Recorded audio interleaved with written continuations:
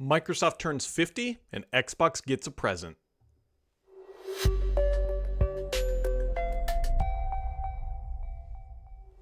Happy Friday, friends. It's Friday. We are recording a little bit later today. Some people were bugging me like, where's the podcast? Which is always a humbling experience. Never apologize or whatever. Don't hesitate to reach out.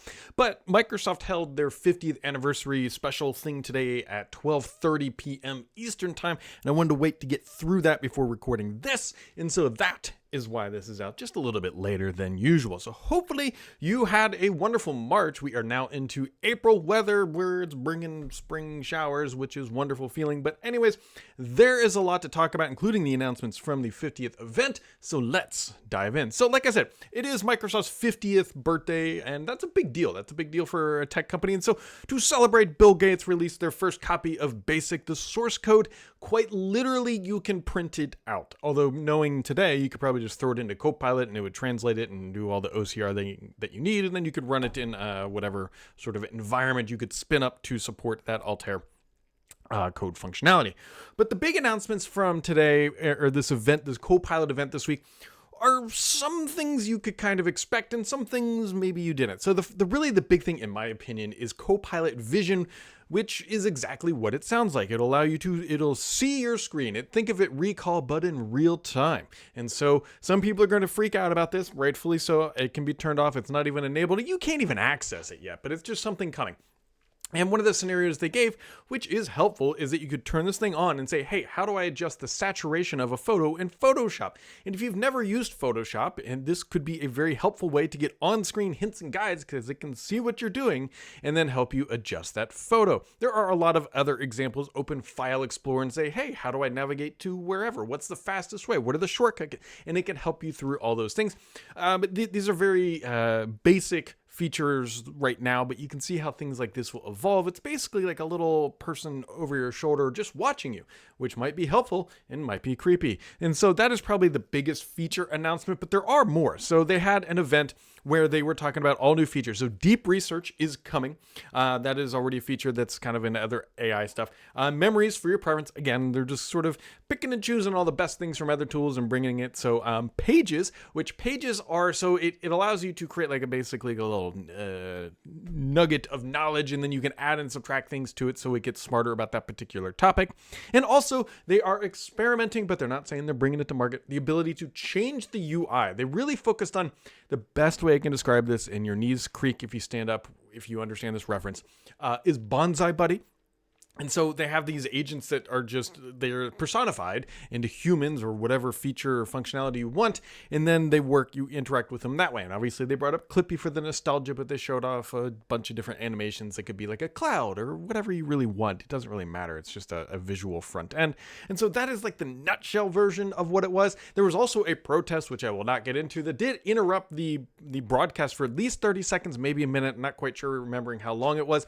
But they were screaming and shouting. And apparently this was a Microsoft employee, and then this particular person sent out a bunch of emails to distribution lists, and I imagine that they were probably no longer a Microsoft employee by the end of the day. So you can also, let's see here, what else we got? So there's a bunch of other features that are coming to Windows 11 announced this week. Now, these were not announced. This is a separate thing, but I got to tell you, this smells like Windows 11 25H2. So a new feature when you're dragging files either in and out of File Explorer or on the desktop, this new dock drops down for faster, quick sharing sort of thing. And hey, that sounds pretty good to me. There's also going to be smaller taskbar buttons. So like if you have a whole bunch of junk open, they'll dynamically shrink to support whatever the number of things you need. These are all optional things. Also, there's this guy, which is updating for click to do, so you can now ask Copilot when you highlight certain things.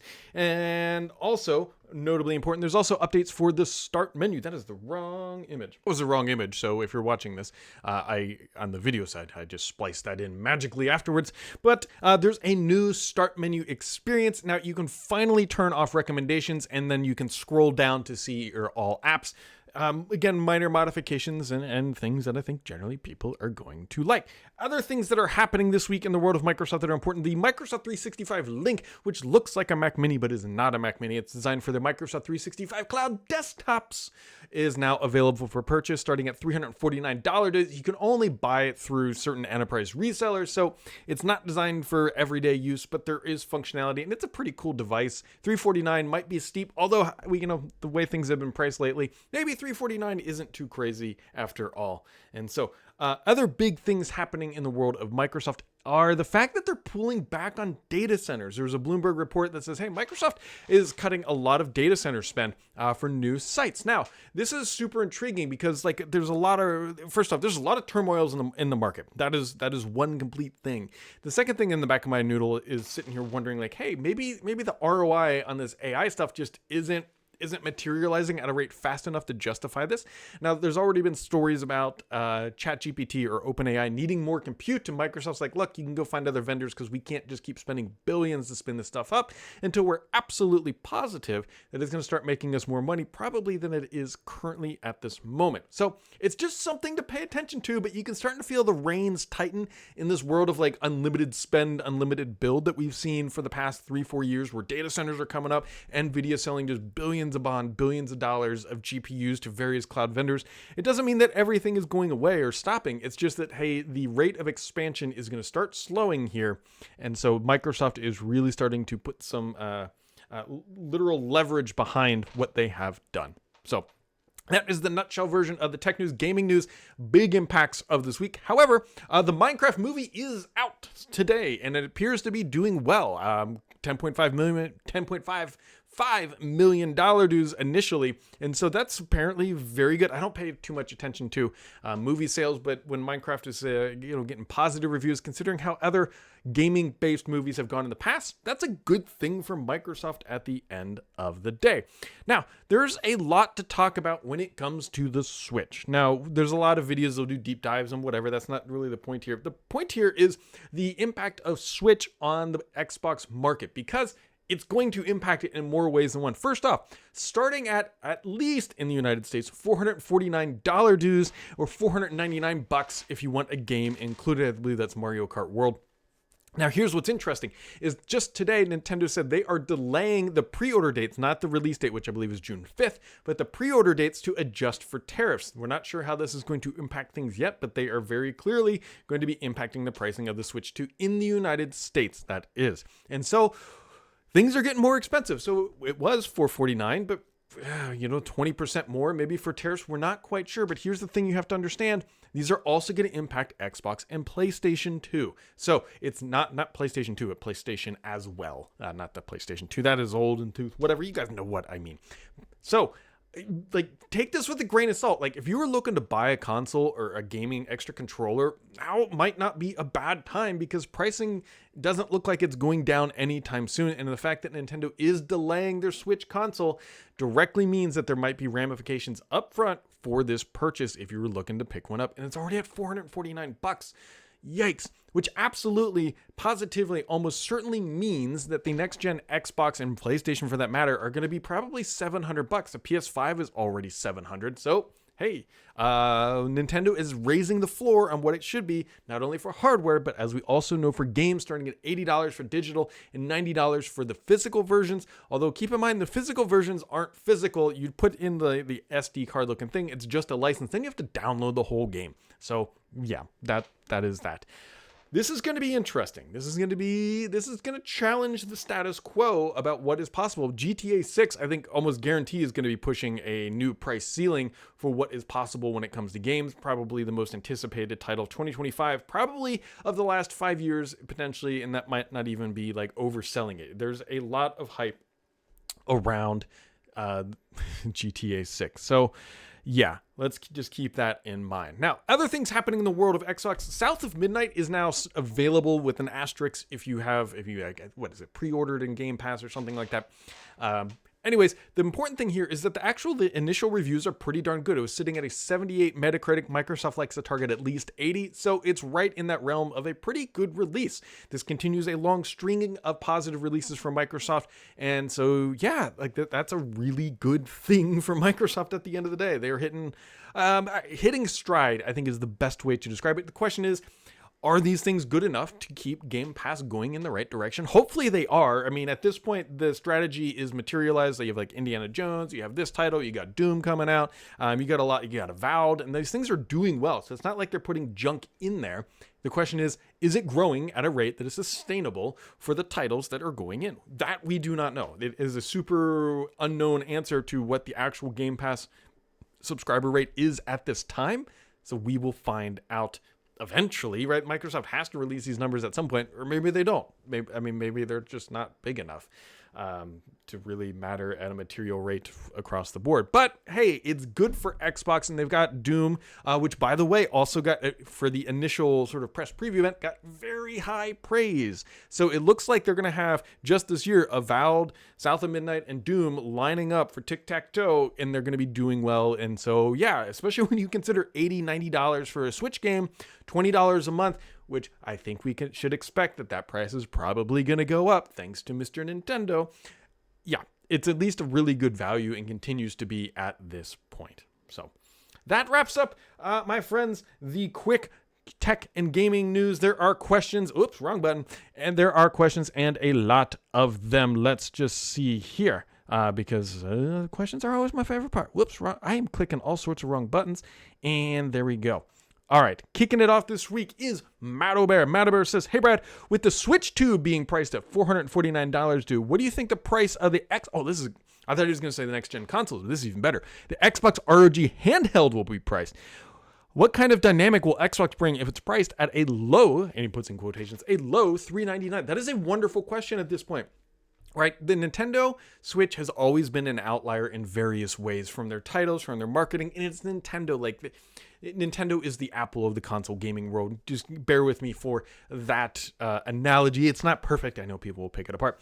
But if these Xbox/gaming handhelds start coming out underneath that price point, yeah, you won't be able to play Mario, and Microsoft and Sony's, for that matter, sometimes have issues with exclusivity content, right? Nintendo is the only place you can play a Nintendo title, unlike PlayStation, which could be PlayStation or PC, and which could be Xbox. It could be Xbox, it could be PC, and sometimes it can even be PlayStation. So priced at a $399, it would set it up well for success as long as that price is profitable. And here's the thing, like if Nintendo doing the Switch at $449 plus whatever tariffs are, it's gonna the prices are gonna go up. Like the other competitors are not gonna look at the Nintendo price and be like, ooh, we can do half that, or we could do like $100 less and still make even more. But like they are not gonna cut their pricing because Nintendo has set a new floor for what the expectation should be.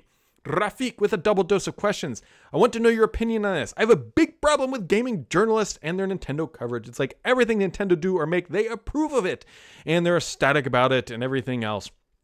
He says, Xbox where almost everything is negative. What do you think about the comparison between the coverage of Nintendo and Xbox? So Nintendo has that sort of halo effect of where Apple, like the Apple, what do they call it? Reality distortion field around Apple. There's some of that happens on Nintendo side too, not to the same extent. So the coverage has been more interesting. I mean, if this thing would have been priced $349, there probably would have been zero complaints across the board. However, Nintendo is charging for the console. They are charging $80 to $90 per game. They are charging if you want to take a last gen title and bring it forward so you get some magical AI upscaling or whatever they have done. They're also charging for that tutorial thing too.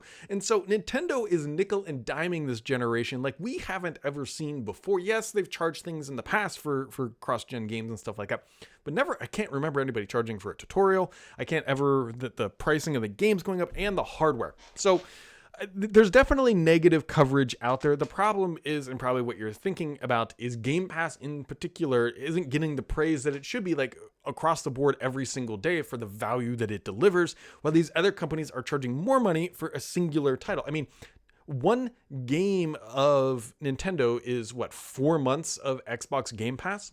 So just sort of keep that in mind. So his second question says, the PlayStation 5 and Nintendo 2 Switch prices, adding the tariffs and everything now is on the table. We could see consoles at $800, $900, or $1,000. So my question is, we know PlayStation and Nintendo have the market share to do this. Can Microsoft get away with an $800, $900, or $1,000 price point? Here's the thing. The price point, ignoring the price point, like soon as you get above $700, the dynamic changes in my brain, because you're now looking at PC gaming pricing, right? So one of the reasons why people don't go to a PC gaming in my brain are twofold. One, the cost of a gaming PC is stratospheric, like compared to a $499 console, right? If you want to get that same pricing, you're probably looking at $1,000 more. Roughly speaking, I know you could probably squeeze something out, but just bear with me, say $1,000 more. And there is complexity, right? Sit down, press button, get game, play game. On a PC, you have to boot up Windows. You might have a Windows update. You might have a game update. You might have to log, like Discord might be down. There's a lot of things that can go wrong on the PC side that makes it more challenging than a traditional console. However, as soon as you get into like that $700, $800, $900, even $1,000 for a console, you are like the argument of value price gaming from the PC side falls away. Yes, GPUs are expensive, but the rate of GPU improvement, getting a basic entry 4K gaming box for $1,000, I bet could be done. Now, it's not going to be 120 frames per second ultra settings with everything out of 240 hertz. It's not going to be doing that, but I bet you can get a 4K box for under $1,000. And so this is why Microsoft's strategy that we believe, where they might have this more of an OS layer, if you will, that is the gaming platform, and then I know everything is an Xbox, might land at the perfect time for Xbox, because they're going to be like, look, here's our console.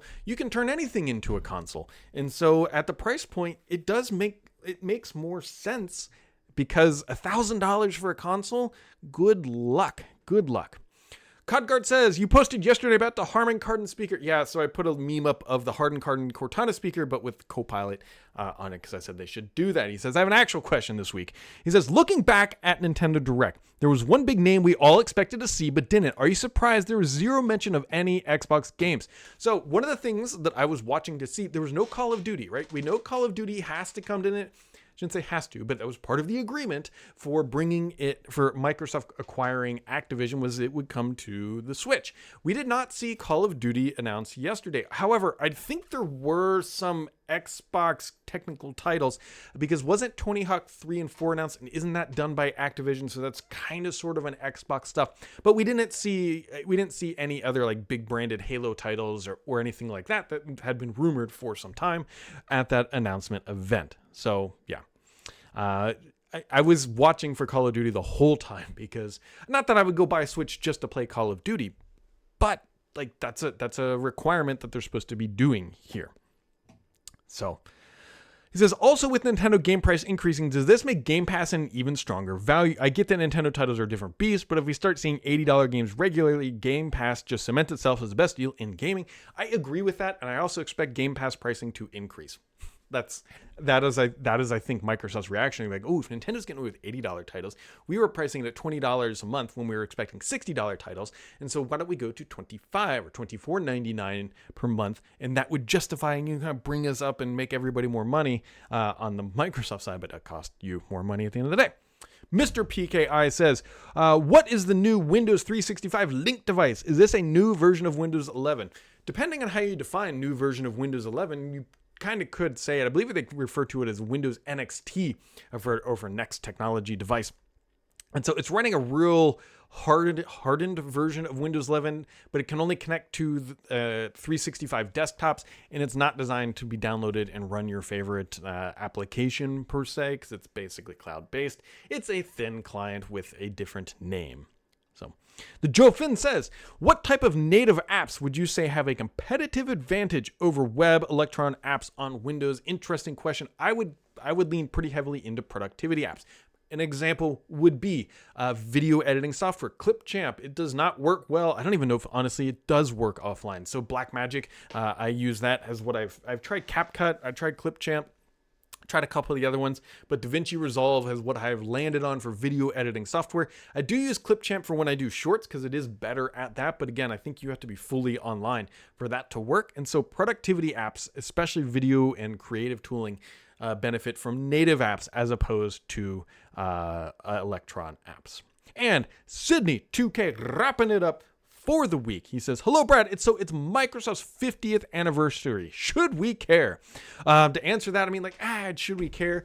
A technology company surviving 50 years is notable because they survived 50 years. They've reinvented themselves multiple times over that period. And so, does it matter to me at the end of the day? No. Do I like what Microsoft does?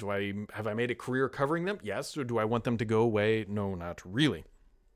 So, apart from showing us our age, isn't it curious that we should be celebrating something that we spend a lot of our time hunched over at our desk writing reports and adding up figures and spreadsheets or matching up graphs in a slideshow or PowerPoint? Yeah, I mean, that's what they've done. If Microsoft didn't do it, I don't think we'd be running Mac. We'd be running probably OS 2. So we would all be sitting here talking about IBM and their latest shenanigans, probably if IBM would have won the OS wars, I would suspect they never would have spun off their laptop division. We'd all be stuck with Lotus Notes, a Lenovo a ThinkPad, and OS 2. So, it's like, if it's not Microsoft spreadsheets, it's OS 2. So pick one of those, and here we are. He says, I get that Microsoft might want to mark the occasion, but unlike favorite movies or songs, I find it puzzling to work up enthusiasm or something. People it's 50 years is notable, and that's it. Right? They use these as marketing events. They use them to drive up noise, especially about Copilot and all their other things, and to drive attention. And it's a freebie from that perspective. So there you go. There you go, my friends. It has been a week, if you will. It's been raining like cats and dogs here. And my grass is looking lush. So whatever. I hope all of you had a wonderful week, and we'll catch all of you right back here next time. And make sure to keep it subscribed here, because the only BS on this podcast is me.